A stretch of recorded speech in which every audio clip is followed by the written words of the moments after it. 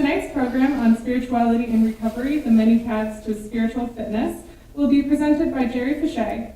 Jerry has extensive experience in the field of education as an administrator, facilitator, strategist, teacher, and practitioner in the areas of educational administration, curriculum, instruction, and staff development, and has played leadership roles in many initiatives in various public school districts.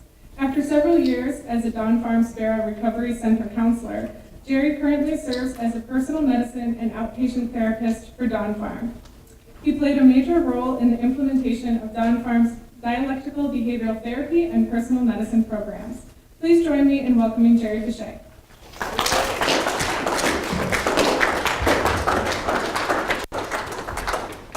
Thank you, Emily, and good evening. So grateful that you came out.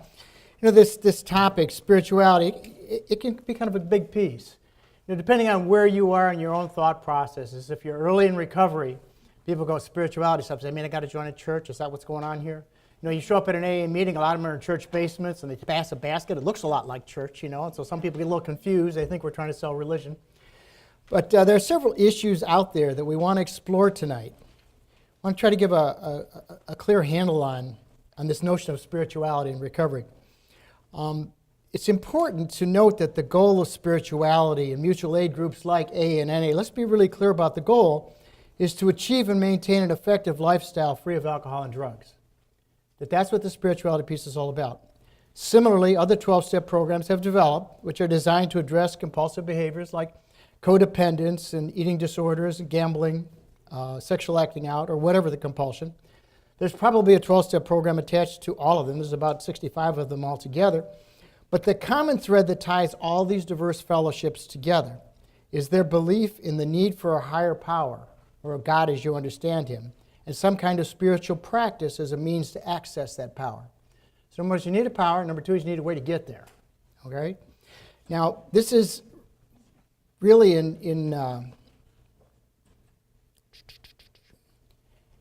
This is really in sharp contrast to the non-spiritual recovery programs such as Rational Recovery, Smart Recovery, Women for Sobriety, Secular Organizations for Sobriety, Life Ring and Moderation Management, all of which explicitly define themselves as secular rather than spiritual organizations. Now, it doesn't mean that they're bad things, they aren't doing good stuff, but you want to see them as a different avenue entirely as you start to think about the processes of recovery. In 12-step recovery, we come to this power via something called a spiritual experience, or a spiritual awakening. Those terms are used in the literature often. And as we pursue a program of recovery, we work to effectively access a higher power so that we can provide a daily reprieve from compulsive behaviors and promote a state known as a fit spiritual condition that supports long-term sobriety and clean life. Now, there's a whole lot of stuff in there in that introduction that I just laid out. What I want to do is sort of break it down into a lot of little parts and pieces, give us a chance to examine all of them. And as we go through that, I want to encourage you to reflect on your own experiences. Bingo, there we go. Okay, thank you, Em. All right, what we want to be able to accomplish is, number one, is provide some historical framework for the diverse development of spirituality within the recovering community. You're going to find just lots and lots of different ways people come at it. But how did that come about? Number two is look at a variety of ways that people in recovery come to understand a higher power. You know, if you've got 50 different people in a room in recovery, you may have 50 different understandings of a higher power. But if they're all staying sober, they're all connected to the right one. And I think that's a key piece to understand. Number three is to examine the concepts of spiritual experience, spiritual awakening, and spiritual fitness as discussed in the recovery literature. We want to consider the relationship between religion and spirituality and how these concepts are distinguished. As I said, early on, folks are frequently confused. I know when I first entered into recovery, I was active in a house of worship, and I kept thinking, oh, is AA trying to meddle with my religious beliefs? And it took me some while to really sort of get through that piece to understand, no, that really wasn't what was going on there at all. Number five is to describe some options for developing spiritual fitness. There are a number of ways to get there.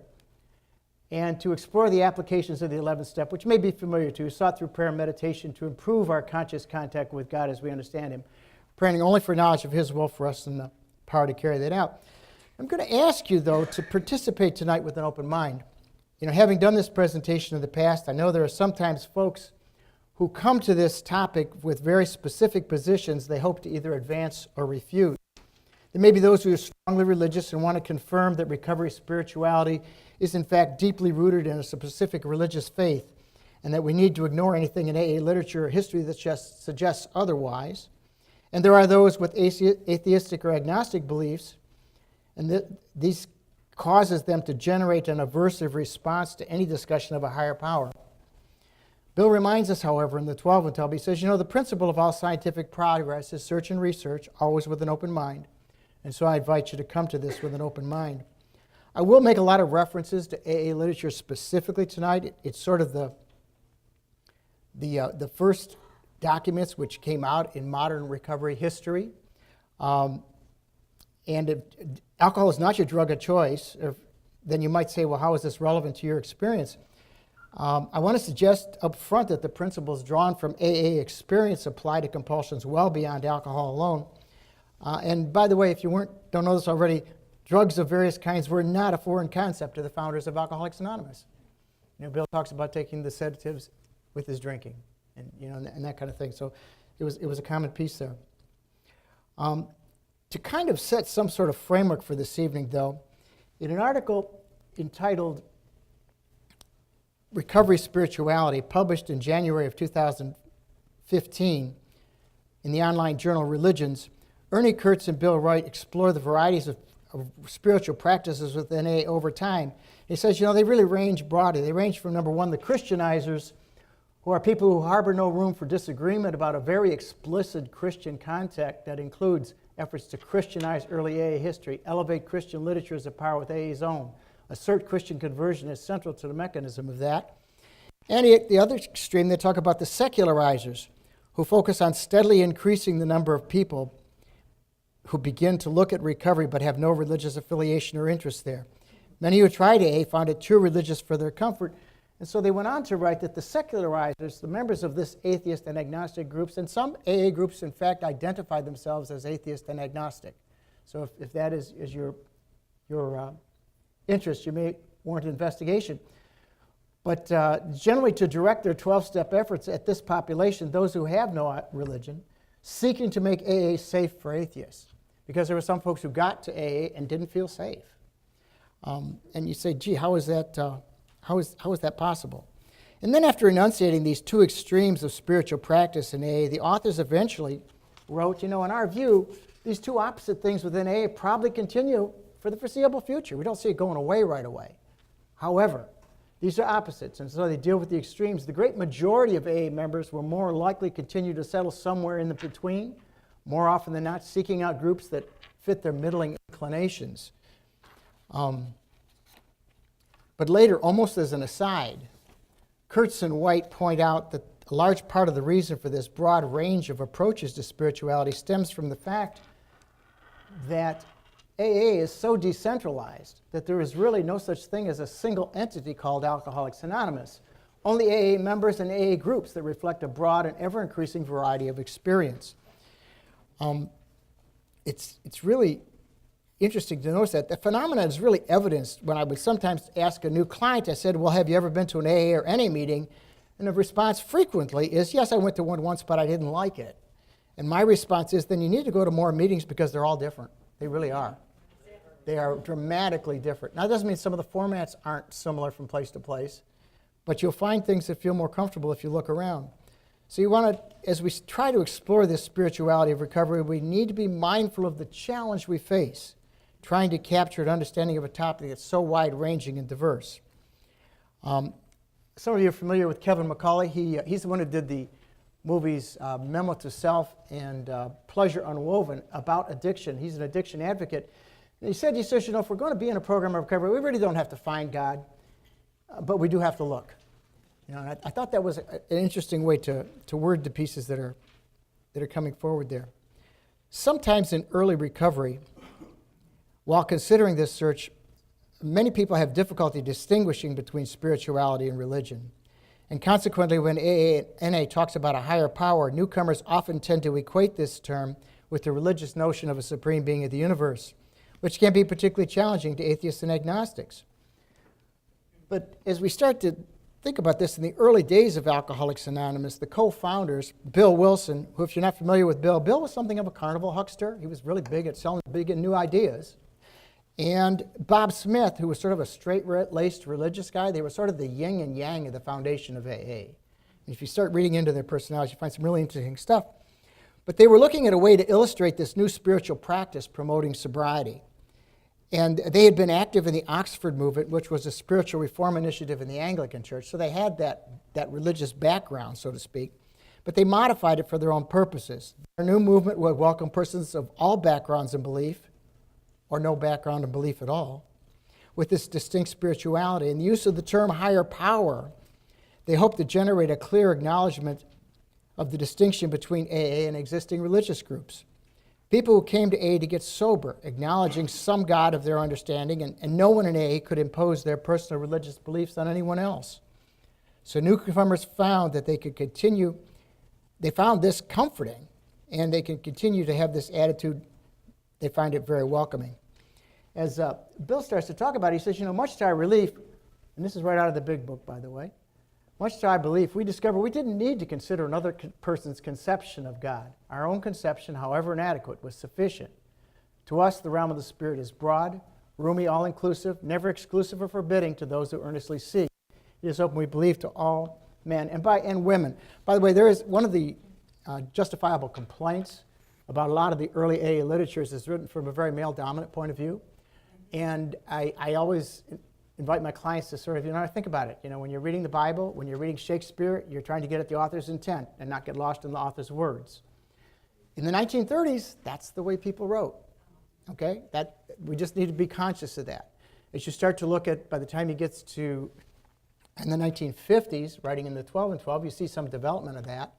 And if you're familiar with the literature which has been developed like in the 80s and 90s out of Narcotics Anonymous, again, you will see that movement towards more inclusive language as you see that development over time. So you will frequently see the fact that it refers in the male context and using that in the traditional sense of that includes everybody. But by modern understanding, it doesn't make sense to us anymore.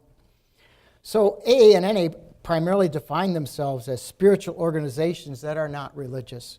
AA and NA fail as religions. They really do. They don't have a defined set of beliefs or doctrines or required membership.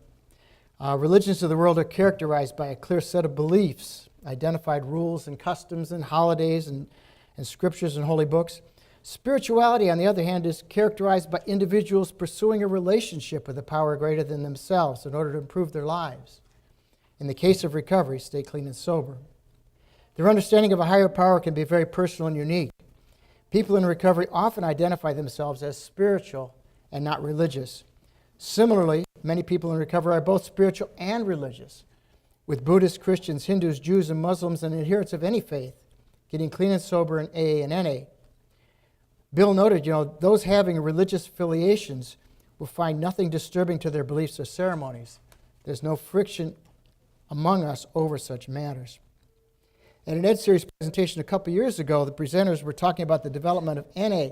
And what they noted is that the country in the world at that time that had the fastest growing population of Narcotics Anonymous was the Republic of Iran. Now, this is a country which is overtly religious from the top on down. I mean, you've got to be a religious person to be in a political role, pretty much. And yet, they have no difficulty with the spirituality of NA and having that be compatible with their religious beliefs. So as you find, effective AA and NA groups and 12-step recovery people generally neither advance nor diminish religion. It's like some people are strong religious, others are anti-religious, and we just kind of like, okay, wherever you are, but it's not the point. So defining the difference between spiritual and religious tends to create three groups of people. There are those that are spiritual and not religious. There are a lot of people that define themselves that way. They're pursuing a relationship with a higher power. They're trying to live a good life, trying to stay clean and sober, but they're not connected to any house of worship. Then there are those who are spiritual and religious, which means that they are active members in some community of faith, and they are also pursuing a relationship with a higher power to stay clean and sober. There's the third group, however. It's an interesting bunch. These are people who are religious but not spiritual. You say, well, what are they doing? Well, these are the folks who are connected to some house of worship for reasons of culture or sociability or whatever, but they're really not pursuing a higher power. Now, people in recovery can comfortably populate the first two groups. But if you get into the third group, you're going to get into that lack of power dilemma that Bill talks about. What are you accessing? What's going to keep you sober if all you do is go for the Sunday dinners and the interaction? And I don't know, I've heard a lot of younger guys say all the good-looking women show up at church on Sunday. So, I mean, there's lots of reasons people might get engaged in a spiritual fellowship for reasons other than developing a relationship with a higher power. An important place to start as people begin to embrace 12-step recovery is to work on developing their understanding of a higher power. When you think about page 62 in the big book, Bill challenges newcomers first by saying, first of all, we had to quit playing God. It didn't work. Now, addicts and alcoholics often bristle at the initial suggestion that they have played God. But if you step back and do careful inventory, it usually reveals that they've played God by using drugs and alcohol to control the way they felt, by manipulating those around them and trying to adjust reality to their liking. This self-centered attitude, endemic to addiction, often nurtures the addict's delusion that the addict or the alcoholic is really the only one who knows the right way to do things or how the world should turn. And when newcomers begin to realize that while they were in active addiction, they generated a painful series of failed attempts at playing God, their need for a higher power becomes more clearly articulated. Ernie Kurtz delineated this concept in his doctoral dissertation entitled Not God. Now, if you're not familiar with Ernie actually lived in Ann Arbor for many years. He only died about 3 or 4 years ago. And Ernie wrote this doctoral dissertation entitled Not God, and it was all about spirituality and AA. And he wrote it many years ago. And the earlier article that I quoted from Religion Today, where they were talking about Christian ISIS and secular ISIS, that was also Ernie's work. Ernie was a deep thinker as well as a person in long-term recovery. He says, the fundamental message of Alcoholics Anonymous to its members is that they are not infinite, not absolute, not God. Every alcoholic's problem had first been claiming godlike powers, especially that of control. You think about the mania with which active alcoholics and addicts seek control of the situation, of the environment, of people, of circumstances. But the alcoholic's not in control, even of himself, and the first step towards recovery from alcoholism must be the admission and acceptance of this fact, so blatantly obvious to other people, but so tenaciously denied by the obsessive-compulsive drinker. And he goes on, and he's talking about because the alcoholic's not God, not absolute, not infinite, he or she is essentially limited. And yet from this very limitation arises the beginning of the healing and wholeness. It is this facet of the message of not God that Alcoholics Anonymous as a fellowship lives out. To be an alcoholic within Alcoholics Anonymous is not only to accept oneself as not God, but it implies also affirmation of one's connectedness to other alcoholics. And this notion of the relationship with a higher power draws us both higher, if you will, towards something beyond ourselves and outward to other people in recovery. Serious recovery can't happen in the closet by yourself. It's not going to work. It doesn't. I mean, there are a lot of people that are loners, and some people are more introverts and stuff like that. But people who make long-term recovery work effectively are connected to other people in recovery in some kind of way. Some of my clients, I fuss at them all the time. Have you got your support network going? How many support calls did you make today? Did you talk to your sponsor today? Like, why are you bothering me with all this? It's because this is what makes it work. This is why we push these things.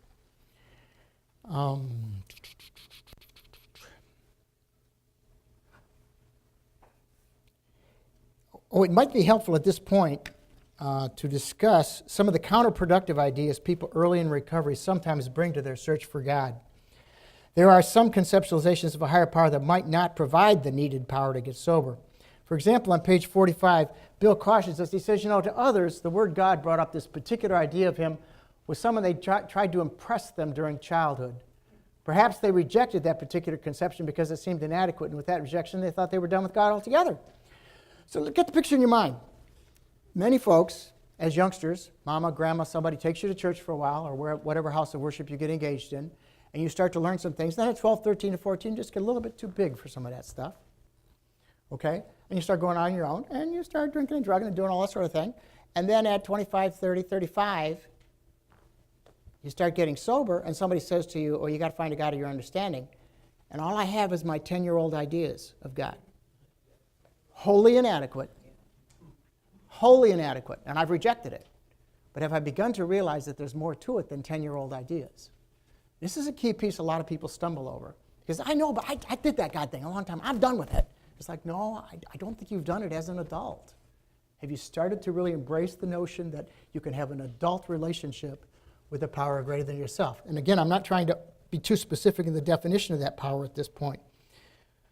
But there are lots of ideas about a higher power that just don't work in the long run. Some people are distracted by what I call a vampire God. That's a God who sucks all the fun out of life. I don't know about you, but most of the alcoholics and addicts I know require some fun in life, and frequently more fun than average, all right? And others believe in what I've come to call the assassin God, okay? This is the one who swiftly punishes those who've committed some offense with a tragedy or hardship of one kind or another. I've heard phrases like, well, I know the reason I got into this car accident this week is because I lied about being sick at work last week. And I go, are you a dog that peed on the rug and you needed to get smacked? Is that what you're telling me? Like, is that the kind of power you want to engage with around staying alive, clean, and sober? So, in other words, as I said, we talked about kid ideas and inadequate ideas. Some folks need to challenge some of their thoughts about what it is, some of their absolute beliefs about what they believe it is about. In their search for higher power, some have spent time worshiping at the altars of wealth, power, influence, sex, relationships, and work. But by honestly admitting that they have a need to search for a higher power, they are also admitting that they are not God themselves. Staying clean and sober requires addicts and alcoholics to find a new higher power that supplant the power that alcohol and drugs had over them. So where do you find this power? You know the answer to that? Well, that's exactly what this book is about. This is written by Bill in the Big Book. Its main object is to enable you to find a power greater than yourself, which will solve your problem. And I always point out to newcomers that it doesn't say, help you find a power greater than yourself, which will help you solve your problem. But this power itself will solve your problem. Now you're saying, okay, how pushy are you getting at me, Jerry? Let's stay with the notion. Keep thinking about some power out there bigger than myself. In working to understand a higher power, many find it helpful to begin on a simple level by realizing that there are many higher powers in your life. Lots and lots of them. Let me give you a few examples. For example, while in active addiction, many of us allowed alcohol and drugs to become our higher power as we slavishly allowed substances to make significant decisions for us. Decisions like who we'd spend time with, how we'd spend our money, what are the kind of things we'd do. Similarly, the police department is a higher power. Because if you want to follow the law, you're going to be wearing the bracelets and sitting in the back seat of the squad car and have very little to say about it. The Internal Revenue Service is a higher power. You don't pay your taxes, they're going to clean out your bank account. If you're having trouble with your car, your auto mechanic is a higher power, unless you yourself are gifted in that area, because they can do something I can't do by myself. See, that's the concept we want everybody to begin to embrace. Is that I don't need to think about Supreme Being in the universe if I don't want to. I need to think about the fact I need something bigger than me, maybe several somethings bigger than me. And it starts to change the dynamic and the way we think about it. The trouble is, all those higher powers I just described to you are not the kind that are going to get you clean and sober. So once atheists and agnostics begin to understand that the focus of spirituality and 12-step recovery is merely finding a power greater than themselves to solve the problem, it gets easier for some to embrace. Some of all the higher powers that people find in their lives, which is going to be ineffective at keeping them, so what, of all the higher powers, which of these are going to be effective at keeping them clean and sober? Many newcomers choose to think of their AA or NA group as a higher power. So for instance, Bill notes in the 12 and 12, he says, you can, if you wish, make AA itself your higher power. There's a very large group of people who've solved their problem. In this respect, there's certainly a power greater than you, and who have not even come close to a solution. Surely you can have some faith in them. So Bill is suggesting something that is rather challenging, rather unique at the time. For instance, after interviewing Bill Wilson, the co-founder of AA, author Robert Thomason wrote a 1975 biography entitled Bill W. He provided a description of a 1930s Tuesday evening AA meeting in Bill's home. And here's the description. He says, there were agnostics in the Tuesday night group and several hardcore atheists who objected to any mention of God. These men believed in each other and in the strength of the group. At some time, each of them had been totally unable to stop drinking on his own, and yet when two of them worked at it together, they somehow became more powerful, and they'd finally been able to stop. This then, whatever it was that occurred between them, again, that between piece, I want you to really focus on the preposition, please. Whatever it was that occurred between them was what they could accept as a power greater than themselves. So we're looking at very, very early AA, that this was a strong piece of the thought processes at that time. So initially embracing this power found in the fellowship served as the beginning, if not the ongoing basis for many people's understanding of a higher power. When writing the big book, Bill Wilson went to great pains to provide a great variety of words and phrases and names to describe the notion of a higher power. You start to think about some examples. All of these are taken directly from the big book, and there are more. I just stopped when I filled the slide. God, as we understand him, higher power, Father of light, Spirit of the universe, creative intelligence, God consciousness within, brotherhood of man, principle, Czar of the heavens, power greater than ourselves, supreme being, spirit of nature, universal mind. You can begin to see what Bill was doing was trying to provide as many possible handles for people to grab a hold of their understanding of a higher power. And all of these came from within the first 164 pages of the big book. And I said there were more. I just sort of cut the list down to fill up a slide and decided that was enough, to give you the idea. But when you realize that he was thinking about it from so many different perspectives, the whole notion that there was only one way to get at it is just foreign to the whole notion of where he was going with it. So clearly Bill's intent was to provide a lot of things to think about it. So now the question is, how does each of us begin to define our understanding of a higher power? How do we conceptualize the power outside ourselves that will get us clean and sober and keep us that way? Well, when you start to conceptualize a higher power, some people do work with traditional religious images. Whether we're talking about, Jesus, Yahweh, Buddha, Allah, Shiva, Krishna, those pieces really, really work for some people. And we need to acknowledge the wisdom of that.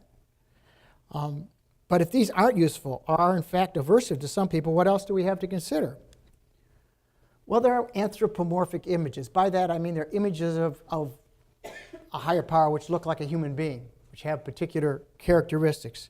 So I think it's often something of the human need to ascribe human characteristics to our understanding of a higher power. After all, we're working to develop a relationship with this power, and how else do we envision a meaningful relationship except on human terms? You got to think about that. I mean, God, as I understand him, can be very, very big, very, very large, very beyond my small brain's capacity to capture. But if I'm going to work with it, communicate with it, try to appreciate it, I need some sort of handle to deal with it. So is it traditional religious images? Is it something else that I've begun to think about? If I have to understand my AA or NA group as my higher power, remember Bill invited us to do that, I can relate to it regularly by consulting respected group members as I process my issues in recovery. So I say, my AA group is the one. Okay, well, who are the 5 people in your group that you will talk to regularly about what's going on? People that you respect that have long-term recovery, that have worthwhile lives. Okay? If that's your higher power, that's great. You say, well, gee, how could I meditate? No, I could meditate on an image of this wise committee and my sponsor gathered to share their experience, strength, and hope with me around the questions that I face. Because remember, I come to meditation not with the idea of I'm going to sell my good ideas to God, but I come to meditation with the notion that I'm going to listen for a while and see what might come out. All right? When working with these folks, I can do something I can't do on my own, which is stay clean and sober. Remember, the absolute key criteria to an effective spiritual life is I'm staying clean and sober, living a worthwhile life. All right? That's accessing a power greater than myself. Some of the images ascribed to God or a higher power just don't work for others. For example, many American culture refer to God as Father.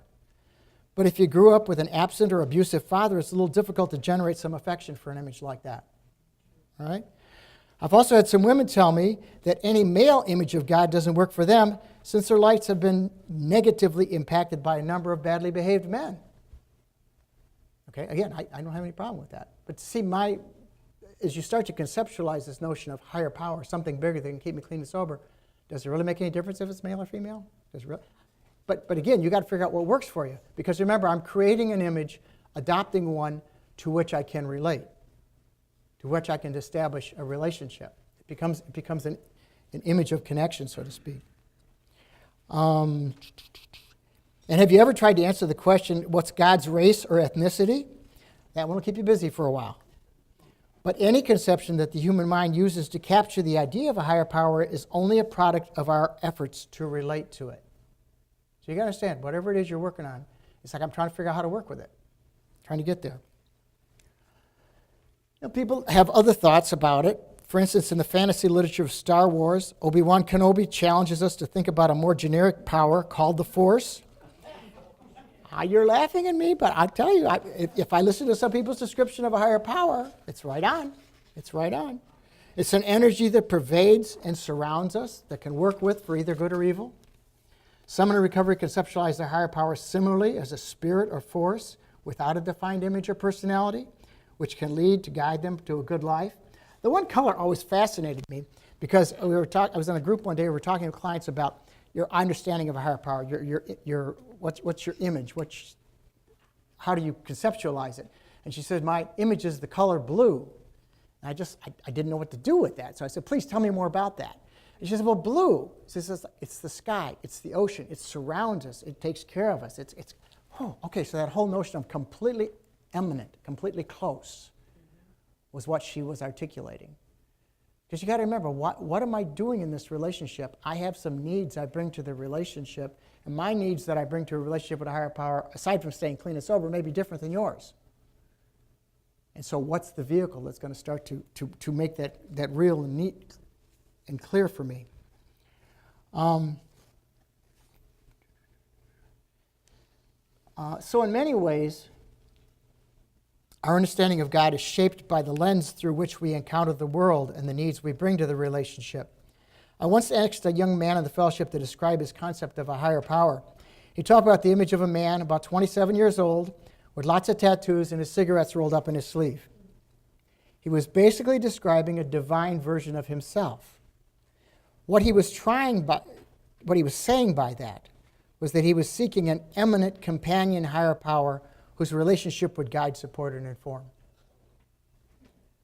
The needs we bring to this relationship will likely shape the way we understand it.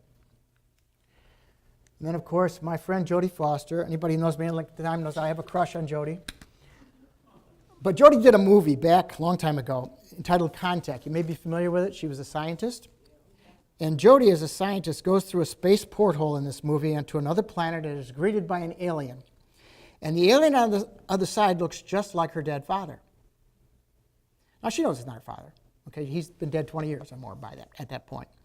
And so they have a significant conversation about what's going on in her life and things. And it closes with some references to why the alien came looking like her dad.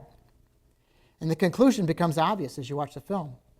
The alien chose the image of her father because it was the most useful image the alien could choose in his mission to engage Jodie and promote trust. Okay? The question for people in 12-step recovery is, we need to ask ourselves, what image of a higher power is most useful to me in the business of staying clean and sober? Okay? Adopting somebody else's is fine if it works for you, but if it doesn't, don't feel chained to it. You've got to strike out sometimes. Whatever image is chosen, we need to be clear that it is the product of my human brain's efforts to conceptualize an image in which to invest my efforts for a relationship with that power. So I've got to think about, if it's bigger than me, how big is it? Well, I don't know. I'm not sure my brain can capture how big it is. But I know that I have these needs I bring to it. And the picture that I create in my mind helps me mediate that conversation. Here's important one provision. Now, it's right at the bottom of the screen. I don't know if you can even read it. It says an incomplete understanding. Along the way, we could make the mistake of taking on the task of trying to fully understand our higher power. For many alcoholics and addicts, working to fully understand something or someone is one of the first steps in their efforts to control it. I don't know if you've ever had that experience. And the fact is that if they have begun to control it, it is no longer a higher power. We need to unmask the fallacy that we can or should fully understand a higher power before we can develop a relationship with it. Give up the notion that you're going to understand it. It's interesting, I mentioned earlier that I had a sort of a strong religious background when I first got to recovery. And I was a little concerned that AA was going to meddle with my understanding of that. And yet, as time has evolved, I am much less clear in my mind and in my experience about what a higher power is, but I am personally much more clear about how to access it. That's key piece. I'm staying clean and sober, living a worthwhile life. And maybe some of you would think my life is not worthwhile. I'm pretty good with it, but in any case. But think about, An article in the AA Grapevine, the author noted, my understanding of higher power is still subject to shifts. Sometimes I think of it as the unknowable, sometimes as the great what is, and often I envision it as an indifferent force, something like electrical current. It's available to all living things from which we can derive strength and generosity and acceptance. The one thing I feel for sure is that it is more powerful than my will. It's kind of a key piece. I love that piece, just a AA member's piece published in the Grapevine. Now, if you will look at, I believe it's page 5 in your handout, it looks like this. It says, identifying your higher power. All right? A whole page, got some questions at the bottom. All right, got your eyeballs there? Now, basically what this does, has a nice introductory paragraph that talks about having faith in something bigger and more powerful than yourself can help you feel safe and empowered and calm. Believing in something divine or holy can be especially helpful during stressful situations. And taking the time to clarify your understanding of a higher power and the relationship you have with that power will likely enhance the relationship. Like any other significant relationship in our lives, the one we have with a higher power benefits from some occasional thought and review. Following questions may help. Now, I put 7 questions there. We're not going to answer 7 questions, but I want to challenge you to do a couple of things right now. Number 1 is I want you to look particularly at questions 2, 5, and 6. 2, 5, and 6. And I want you to just chit-chat with somebody sitting near you for a minute about your answer, any one of those. Just pick one and chat about it, all right? 2, 5, and 6, if you would, please. All right, if we could come back together, please. All right.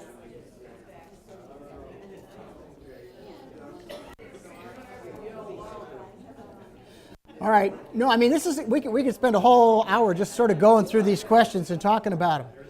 But I just wanted to give you a sampling of thought on this so that you'd be able to come back to it later if you wanted. You could do that. But as you start to think about the second question, what are some of the characteristics of your higher power, characteristics you would like your higher power to have? A wonderful conversation up here where my friend told me that he has learned that he has a loving God now because he didn't grow up with a loving God. He had a God that was different than that. I thought that's a powerful idea, very powerful. He learned that in recovery. What are some of the other characteristics you would ascribe to your higher power or would hope that they have? Funny, yeah. Entertaining. Don't take it all so serious, I'm good with that. Listening, yeah. Always there for you. Always there. That's important. A lot of us have crazy abandonment ththings going on. It's like, no, I want someone always there, always around. Okay. Others.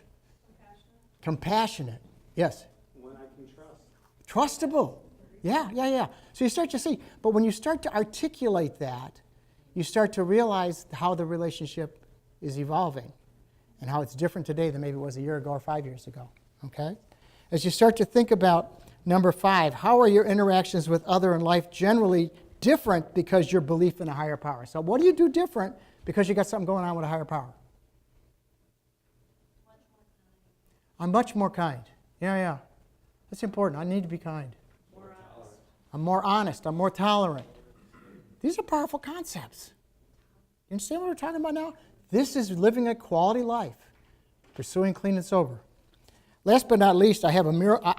The stories could take a long time, but number 6 talks about coincidences or miracles that happen in your life, you attribute to the presence of a higher power in your life. I want to tell you a story from my own life. Is that I used to work as a detox counselor at Sp.A, and every Monday through Friday we would have a big book study at 9:30 in the morning. And I had a guy who'd been a client there, and he'd come back for a big book study often. And he came in that day all distressed. He said, Jerry, I lost my job. I got to have a job. I got to be able to pay the rent. Okay, well, look, I'll look around. If I see anybody here about a job, I'll let you know. All right? That was at 10:30 in the morning at the end of the big book group. At 11:30, I got in the van with the clients to drive them to the noon meeting at King of Kings. And as soon as I'm getting out of the car there, one of my brother's sponsees is getting out of his car. He says, Jerry, you know anybody can do some maintenance work? He says, I'm looking for a new guy. You've got to take him in. They worked together for 3 years. Okay? To me, that was a coincidence created by my higher power. And I was privileged to be close enough to watch the miracle happen. See, but if you don't recognize those kinds of things as miracles, you don't realize that that's what's going on. Okay. So, I don't know, any burning desires to share pieces based on the questions you were discussing? Because I don't want to cut you off, but I do want to be conscious of keeping our time good tonight. All right. Then now that you've started to think about how you conceptualize the higher power,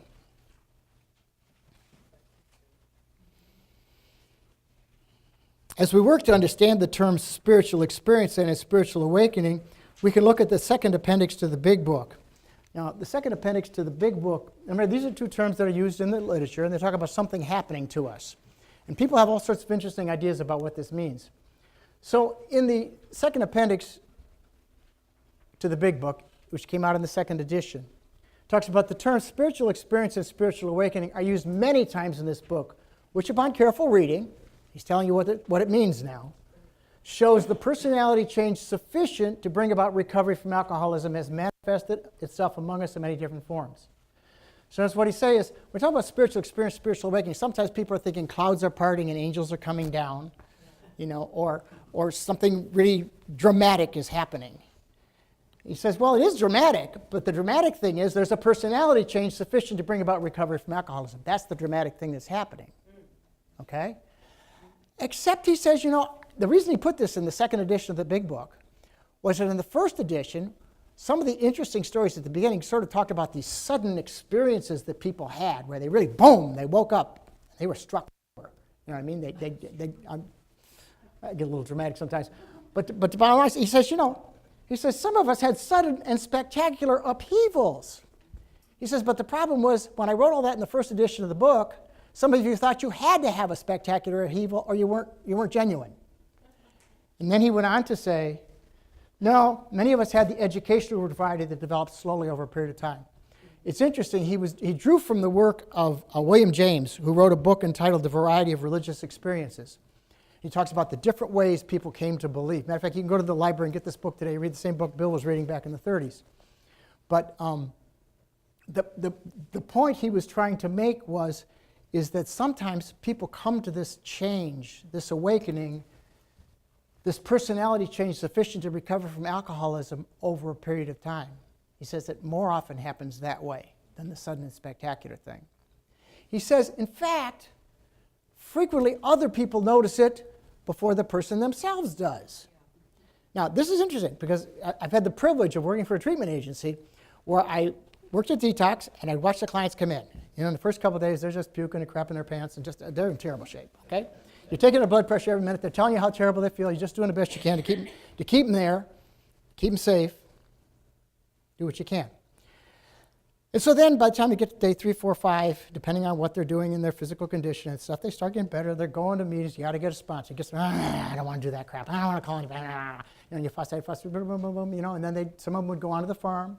Some of them would be in the outreach process for 30 days and stuff. But then what started to happen to me after I'd worked there for a while is somebody who I'd worked with 3 months ago, 6 months ago, would show up. And they would show up to cook a meal. Or if they're 6 months along, they're helping out the newcomers now. And it was always startled me how different they were. Sometimes, not always, sometimes. And I would say to them, boy, you really are different. I said, what are you talking about? I said, well, you don't have the chip on your shoulder anymore. You don't walk around ready to cuss us out every minute. The world is not terrible to you. You mean I was that bad? Yeah, you were a real pain in the ass, But the bottom line is you're not anymore. It's evidence of the personality change sufficient to bring about recovery from alcoholism. Okay? And it happened. It happened. So when we start talking about this notion of spiritual experience or spiritual awakening, this is the piece we're talking about. And as we start to explore the notion of spiritual fitness, the key question is, why be spiritually fit? Well, again, to quote Bill from the Big Book, he talks about the alcoholic at certain times has no effective mental defense against the first drink or drug, except in a few rare cases, neither he nor any other human being can provide such a defense. His defense must come from a higher power. Like some people, have the notion that, well, once you've been really sober for a while, it's almost like you're inoculated against the problem. Well, if you hang out at AA long enough, you will see people with 15, 20, 30 years go out again. It isn't a frequent occurrence, but it happens. Why does it happen? It happens because I know somebody I've known for many, many years. Met her when she first got sober more than 30 years ago. And she had about 27 years. And she went out again. And when she got to talking about it, it was very powerful to listen to her because she said, well, you know, I realized I've been around a long time now. So did I really need to pick up all those newcomers and take them to meetings anymore? And well, you know, I was doing pretty good. Did I really need to go to all those meetings every week? And well, my sponsor, well, you know, we've been sober a long time, so I don't need to talk to her all that much. So it's all those sorts of things which keep the spiritual experience happening, which promote spiritual fitness. She wasn't doing. And then suddenly she was in a situation, and in the moment, boom, a bad decision was made. You know, and she's back on the path, been on there a while now. That's great. But nobody is immune. Nobody's bulletproof on this topic. You need to be really, really clear about that. People in 12-step recovery come to understand that alcoholism and addiction are spiritual maladies that require a spiritual solution. If we're to be granted a daily reprieve based on our spiritual condition, then we need to get spiritually fit. Now, some years after writing the big book, you know, Bill penned the 12 and 12, where he uses the term AA beam as a way to describe spiritual fitness.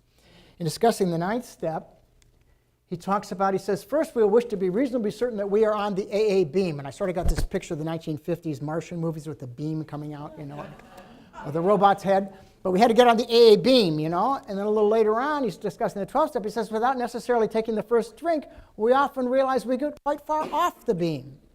So he's talking about the notion that it's not a permanent state of affairs.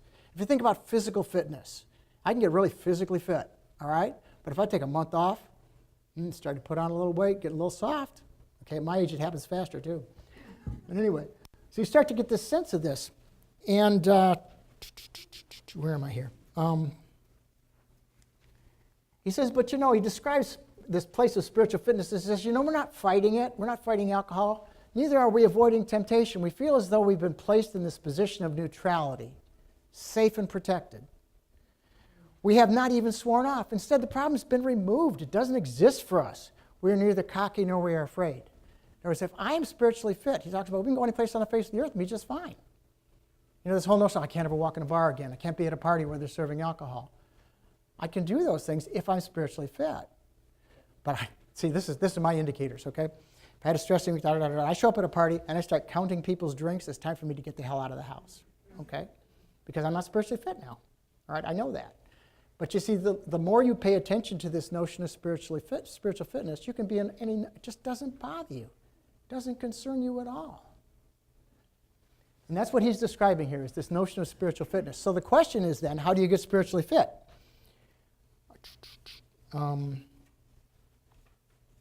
You do that by performing spiritual acts. By the way, what are spiritual acts? Some of you people must know what they are. Talk to me, talk to me. I go to meetings. Work the steps, attend meetings, service work,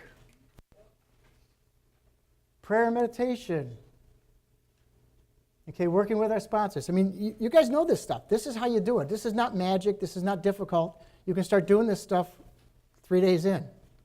Do you get better at it? Yes. Do you get more sophisticated at it? Yes. But you can do this right away.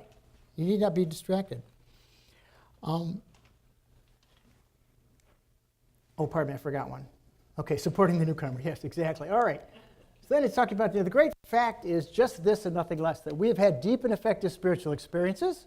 They've revolutionized our whole attitude towards life. We don't go around with that chip on our shoulders anymore.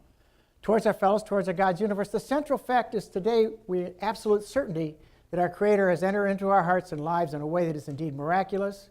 He's commenced to accomplish those things for us which we could never do by ourselves. So we needed to ask ourselves but one question.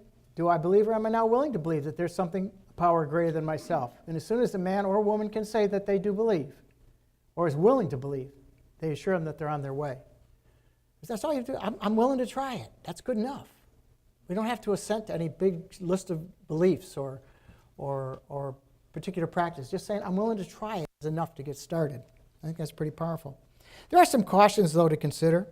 Bill Wilson reminds us that we have no monopoly on God, that we need to avoid spiritual arrogance. When introducing the topic of spiritual practice in the big book, Bill Wilson cautions us. He says, discussion of matters medical, psychiatric, social, and religious are by their very nature sometimes controversial. Occasionally we do encounter people who insist that they have identified the right or the best spiritual path to recovery.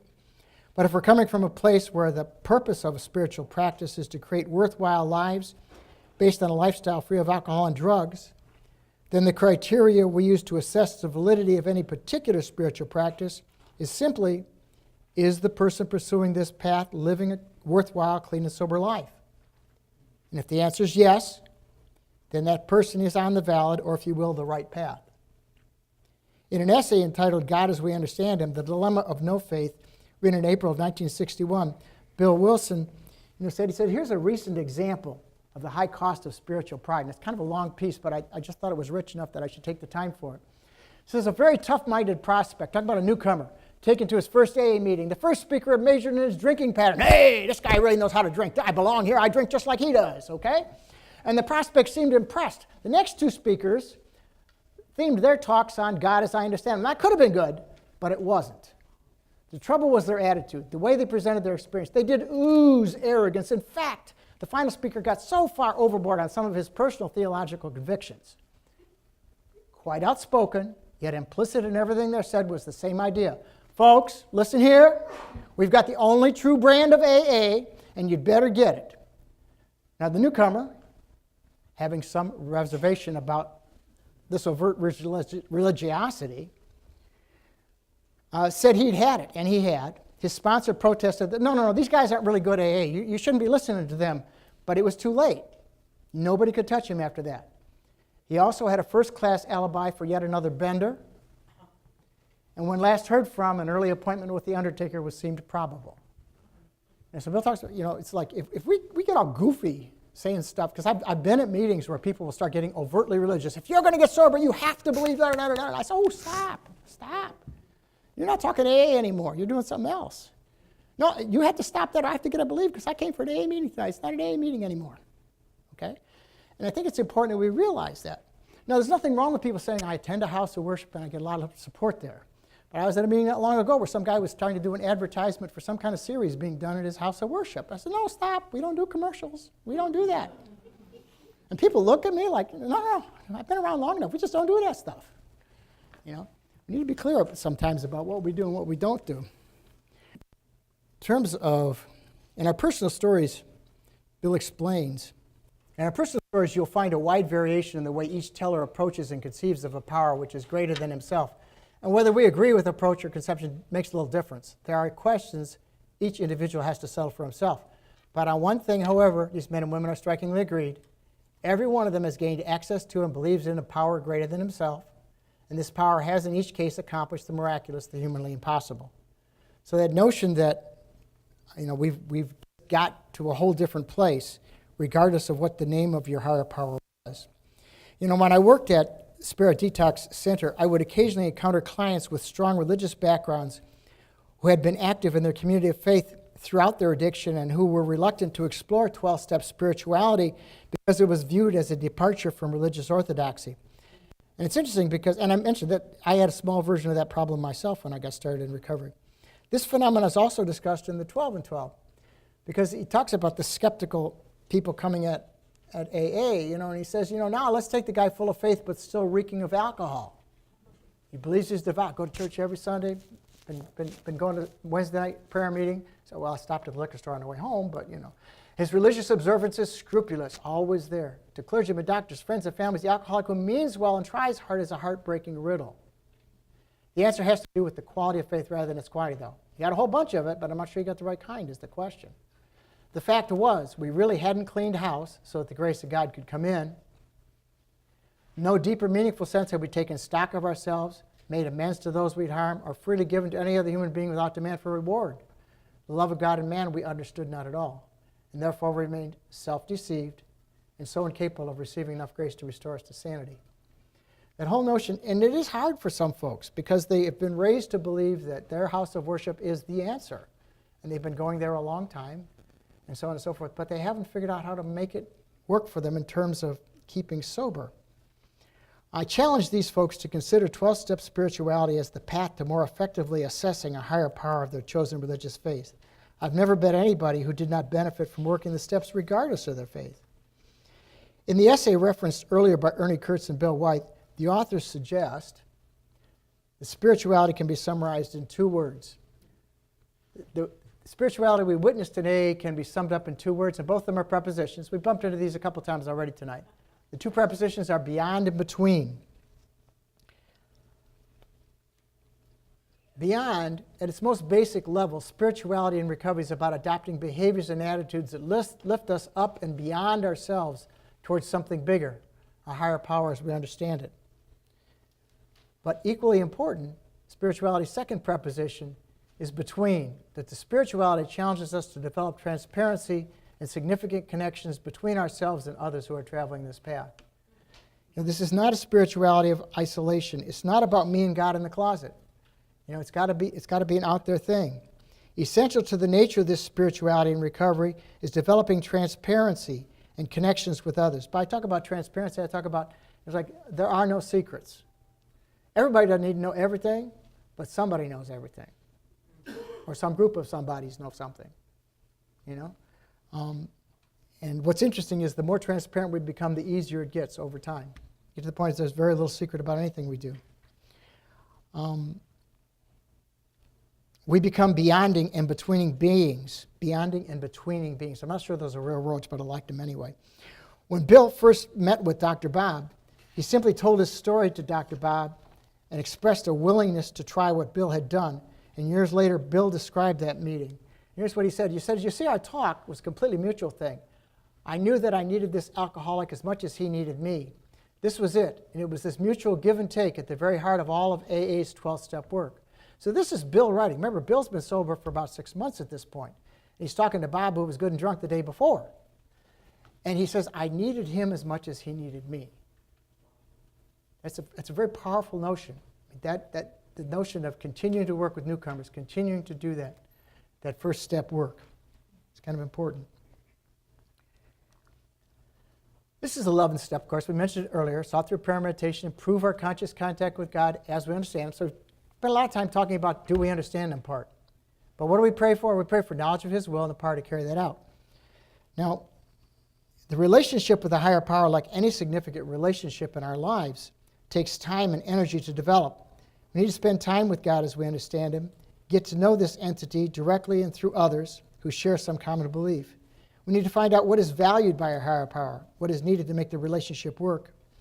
A major roadblock to significant relationships for unrecovered alcoholics and addicts is our systemic selfishness and self-centeredness.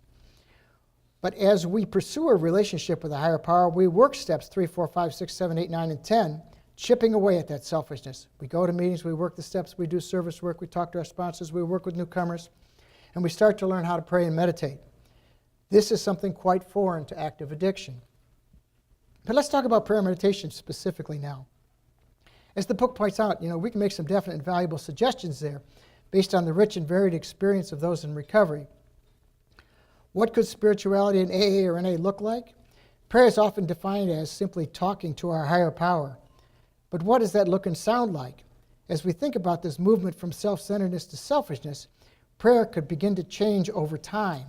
So let's think about prayer early in sobriety.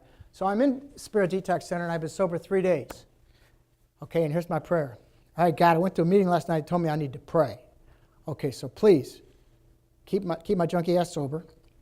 Number 2 is I need a new girlfriend because she walked out on me, and I need a car and a job that pays a lot and don't have to work too hard. Amen. Okay? That is a perfect prayer for somebody 3 days sober. It's absolutely self-centered. Me. I'm the only thing. You got to fix it for me. You got to make it right for me. Okay? Now, let's imagine somebody at 3 months sober now. So they've been working a program. They're starting to pick up newcomers, take them to meetings. They're starting to get involved. They're doing a lot of steps. They got a lot of stuff going. And they sit down to pray. They say, God, it's been a good day. Thanks for the good day. But you know what? My buddy, he lost his job. Could you please help him get a good job? Because he really needs it bad. He's trying to make the rent, And, oh, by the way, my sister, she's been sick lately. And I'm really worried about her. Could you kind of move that piece along for a little bit? And, my sponsor, it's like, he wrecked his car last night. So could you help him get his car fixed pretty cheap? Okay, that'd be good. Amen. And you go, well, it's not so self-centered anymore. But what I'm doing is giving a to-do list to my higher power. Does my higher power need a to-do list from me? Well, it's fundamentally good act, okay? And sometimes in the process of thinking about what others need, that third kind of prayer starts to emerge. Let me tell you what the third kind of prayer looks like. And I'll tell you from a personal experience because it was very powerful when it happened to me. I was sitting at my kitchen table, and I have a prayer list. These are people that I pray about regularly, people I sponsor, family members, people I'm concerned about, that kind of thing. And I'm praying about this one particular guy. And this particular guy, it's like things went backwards for him when he got sober. His back went out on him. His wife left him. He lost the house. He lost his job. I mean, stuff was awful, okay? And I'm saying, God, I just don't know what to do. Like, I don't know what to say to him. I don't know how to encourage him. I just don't know what to do. What should I do? And I kept saying, okay, God, give me a handle here. Give me a handle here. And then all of a sudden, I got a one-word answer. The one-word answer was Kroger's. All of a sudden it occurred. Now, I don't know if there was a shopping circuit or sitting on the table or whatever, but suddenly I could think of nothing but Kroger's. And it occurred to me, the guy's broke. Take his butt to the grocery store and buy him some food. I had space on my card, no problem. I could do it. See what I mean? But see how the prayer was different, because now it was about me praying for knowledge of God's will and the power to carry it out. I had the power in my pocket. It's a little square piece of plastic. It worked out just fine. But the bottom line is it changes over time. Because remember earlier we talked about the relationship happens based on the needs I bring to the relationship. At 3 days sober, my needs are I feel like crap. Fix it. And at 3 months sober, it's like I'm starting to realize that, yeah, there's some world out there and we need a lot of help. But at the time I get to being spiritually developed, spiritually fit, I'm starting to say, here's the world. What am I supposed to do with it? What's my role in it? Give me the strength to do what needs to get done. So that's a whole powerful, different thing. It's very powerful. So I mean, that's how I would have you think about prayer, at least, is think about people at those various stages of development. Those of us who have come to make regular use of prayer, this is from the 12 and 12, the AA 12 and 12, would no more do without it than we would refuse air, food, or sunshine, and for the same reason. When we refuse air, light, or food, the body suffers. When we turn away from meditation and prayer, we likewise despise notice this, our minds, our emotions, and our intuitions of vitally needed support. In other words, what are my thought processes? What am I feeling? What are my inclinations? What is that I'm inclined to want to do? My intuitions. All of those things need support. If the only support they were getting was alcohol and drugs, they're not doing much worthwhile. But if I start to turn them through prayer into useful tools, amazing stuff starts to happen. As the body can fail its purpose for lack of nourishment, so can the soul. The other place to talk, the NA basic text talks about prayer as communicating our concerns to a power greater than ourselves. Sometimes when we pray, a remarkable thing happens. We find the means, ways, and energies to perform tasks far beyond our capacities. It's another way of looking at it is that when I do the prayer, I can do stuff I can't do on my own. That means I'm accessing a higher power. So, when does prayer happen? I talk to them, you always need to do the bookends on the day, first thing in the morning, last thing at night. Lots of other time is good. People do it throughout the day, on the run, memorized prayers, the Serenity Prayer, Third Step Prayer, the St. Francis Prayer, things that you make up, things that are personal. It's like you got to figure out what works for you. But you want to think about it in terms of the relationship with this power greater than yourself. Like what's going to feed that relationship. Now, meditation is often simply defined as listening to our higher power. So we've talked about the prayer piece, but let's think about meditation more specifically now.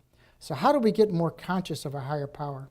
The NA basic text reminds us, in moments of quiet meditation, God's will can become evident to us.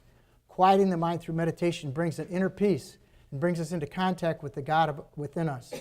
A basic premise of meditation is that it is difficult, if not impossible, to obtain conscious contact unless the mind is still. The usual never-ending succession of thoughts has to cease for progress to be made. So that notion of getting still and quiet is very powerful here. Actually, what I'd like to do for the next couple of minutes is actually practice a meditation. And the meditation format I'm going to use is very simple. There are always three essential elements to meditation. Number one is physical relaxation. Some people get into the rhythmic movement of swimming or running, which is also okay. But in this context, to me, physical relaxation, so the body is relaxed and still, unrestricted circulation. So I haven't crossed my legs because then I'm setting up little blood pressure things that are going to distract me that I won't even be aware of. Physical relaxation. The second piece is slow, rhythmic, diaphragmatic breathing. Air rises and falls from here. And the third piece is the mental focusing device. Now I'm going to give that to you, okay? So what I'd like you all to do is sit with your feet flat on the floor, your hands comfortably in your lap, and then just listen, if you will. In meditation, we're invited to begin by bringing to mind the image of a safe and quiet place. So gently close your eyes and begin to construct the image of such a place clearly in your mind. Perhaps you've begun to think of a place that has personal meaning for you. Sometimes I think about my grandmother's kitchen when I was a kid, because good things always happened in my grandmother's kitchen.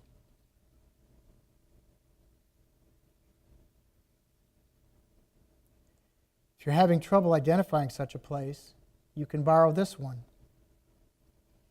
See yourself walking along the beach at sunrise. Notice how the sun glistens on the water and begins to warm the air. Feel the cool sand under your feet as you walk in that space where the waves kiss the shore. Listen carefully as the breeze blows gently through the trees, rustling the leaves. See yourself within this image.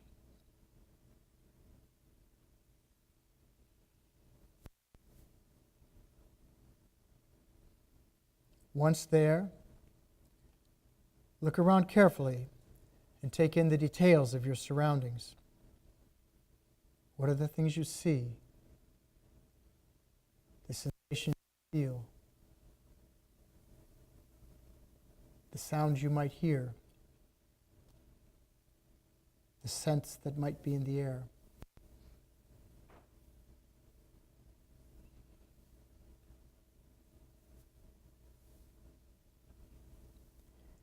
Whatever the experience, know that this is a place where you can feel safe and comfortable and completely at ease.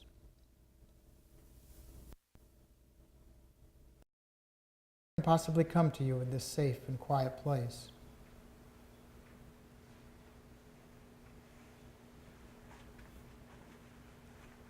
As you settle in, focus on your breathing. Feel your stomach rise and fall as the air moves in and out slowly and deeply.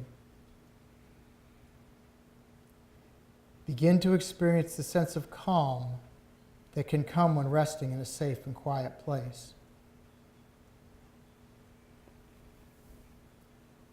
If you have any physical tension in any part of your body, just relax that tension. If your shoulders and neck are tight, just let them go.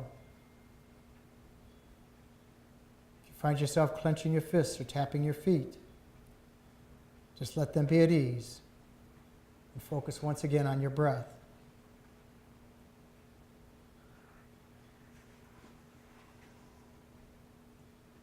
When you are distracted by thoughts or sounds, notice the distraction, but make the decision not to attach to it.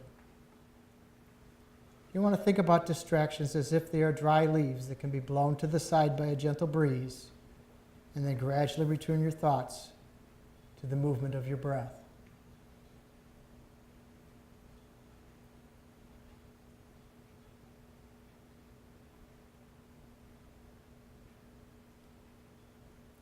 Once you've settled into this safe and quiet place, know that your higher power, however you understand that, can be there with you.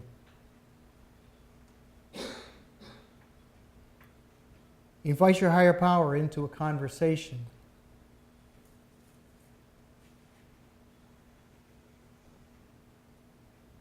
Bring to mind something that concerns you today, some problem that needs to be solved or challenge that you face. Begin to share this with your higher power.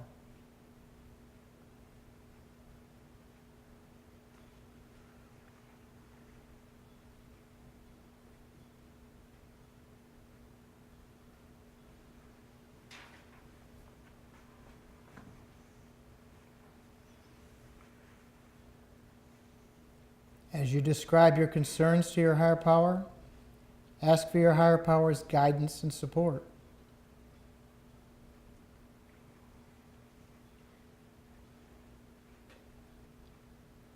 Listen carefully to your higher power to see if he has any ideas to share with you.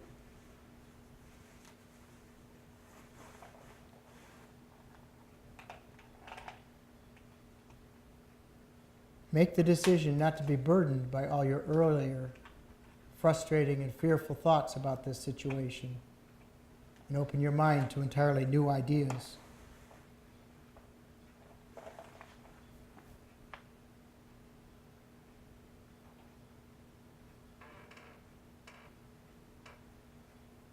You can begin to see the challenge as something quite manageable when you approach it thoughtfully and break it down into its smaller parts.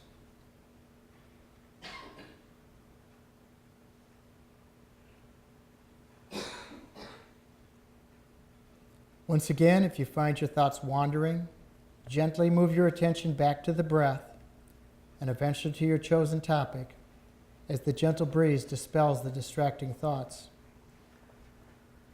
Treat yourself kindly and avoid self-criticism and judgment.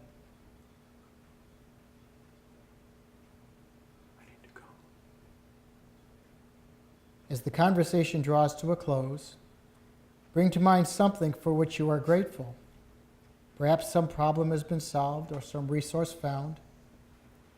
Maybe you've made a good connection with somebody else in recovery. But whatever it is, express your gratitude to your higher power.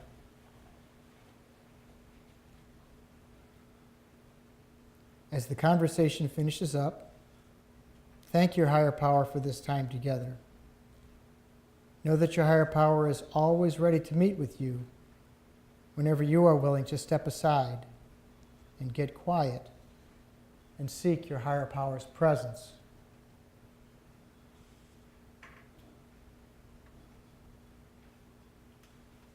Take another good look around this safe and quiet place.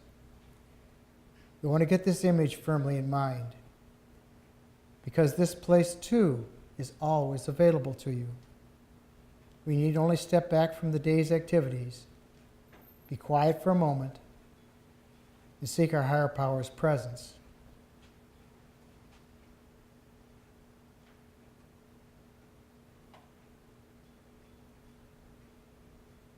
Focus once again on your breathing, feeling the air move in and out slowly and deeply. Be mindful of the deep sense of calm that can come from resting in a safe and quiet place. This sense of calm is so important for us because we always make better decisions when we're coming from a calm place.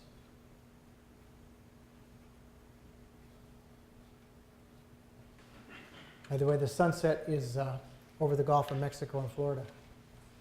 It's a beautiful spot. In terms of the mechanics of meditation, I've already mentioned the three essential elements: the physical relaxation, the calm rhythmic breathing, and the mental focusing device. You know, the environment, particularly when you start a practice of meditation, needs to be calm and quiet and undisturbed. And once you're used to the practice of meditation, you kind of do it anywhere. The sides, you learn to just tune those things out. The physical position is relaxed but alert. The breath is slow and deep and consistent from the diaphragm. Counting sometimes help. By the way, those of you that are familiar, there are traditional religious practices that go into counting. They're called rosaries and Muslim prayer beads. Okay? This was the way people got into meditation. It's still, many people still do, but when I think of it, I think of those being historical practices for a lot of people. Talk about sustained, non-judgmental focus. In other words, how do I keep my focus in one place, and how do I avoid self-judgment in the process? We talk about, the Buddhist tradition talks about the monkey mind. They talk about our thoughts are jumping around like the monkeys in a tree. How do I get all the monkeys to slow down and point in the same direction? Other things, you think about driving down the country road. I've got a white line at the side and they all line down the middle. How do I keep the car in the middle? Think about a metronome, when you learn to play piano, it keeps going back and forth, right to left, right to left, right to left. How do I bring it more and more to center? Keep my focus here and not be distracted by the things on the outside. I talk about giraffes, not elephants. If I say to everybody in the room, I want nobody in the room to think about elephants right now. Get all those elephant thoughts out of your head. What happens?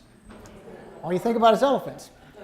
So I said, you want to think of yourself as pursuing a thought, not avoiding a thought.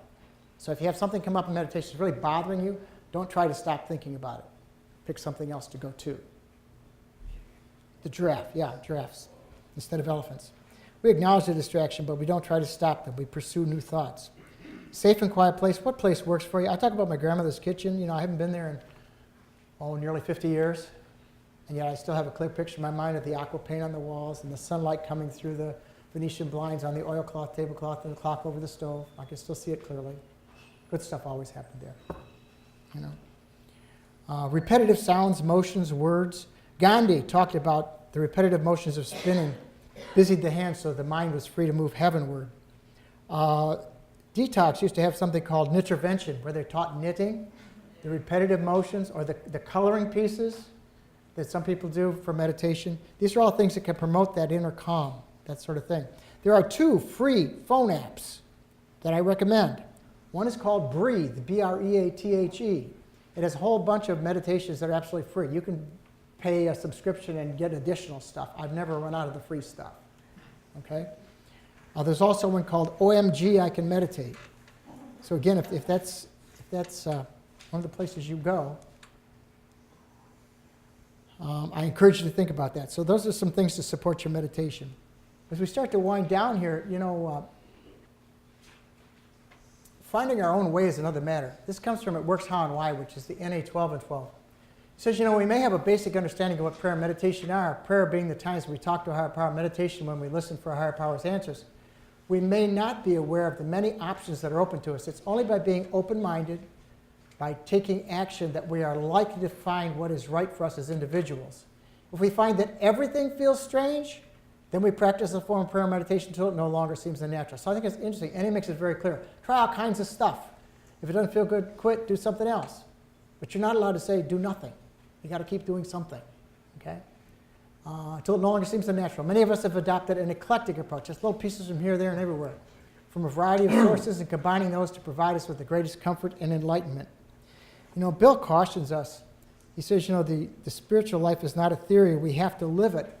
He talks about it being easy to let up on the spiritual program of action and rest on our laurels. We're headed for trouble if we do, for alcohol is a subtle foe. Remember we talked earlier about people with many years can sometimes slip away quietly and suddenly they're out there again. We are not cured of alcoholism. What we really have is a daily reprieve contingent on the maintenance of our spiritual condition. Every day is a day when we must carry the vision of God's will into all of our activities. And in closing, I'm going to kind of go to a place that in the big book Bill talks about. He says, we can only clear the ground a bit if our testimony helps sweep away some prejudice, enables you to think honestly, encourages you to search diligently within yourself. Then if you wish, you can join us on the broad highway. With this attitude, you cannot fail. The consciousness of your belief is sure to come to you. Thank you very much. Thank you.